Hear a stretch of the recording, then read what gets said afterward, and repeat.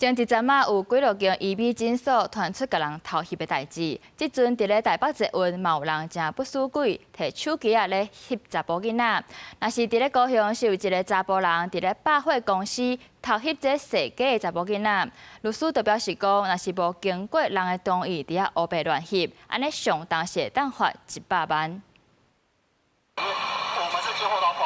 警方趕到捷運高亭站出口，要求看這4條查甫人的手機啊，因為穿一個短裙的查某人講伊帶伊翕短裙內底，不過伊就講袂記得這密碼拖延。警方確認手機內底有相關影像，有時依法辦理。有一名男子持智慧型手機攝入其裙底，所以立即派員到場處理。經現場檢視，該嫌疑人手機確有攝入裙底相關影像，警方當場依法查扣相關證物。高雄23日發生民眾在百貨公司，卻是予一個4路的查甫人佇百貨公司摕手機翕一個穿短褲查某人的腳骨。這查某人離開現場了後，到附近的夜市去踅街，閣再發現是4路的查甫人，伊甲遞予這查某人的紅色發現，當場甲喊聲報警處理。又發現盧男尾隨，經女子丈夫當場喝止，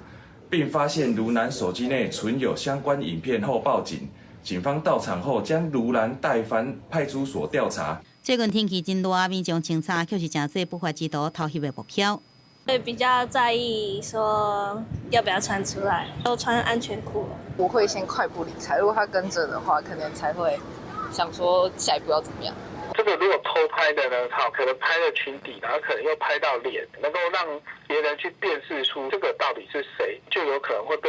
認為說這是一種個人資料，這樣也有可能會違反我們講的個資法。律師講，無經同意去翕別人身體私密觸害、妨害秘密罪，應處3年以下徒刑，也是30萬塊以下罰金。若是翕的影像應看出這個人是觸犯個資法，相當會使處5年徒刑，得併罰100萬以下罰金。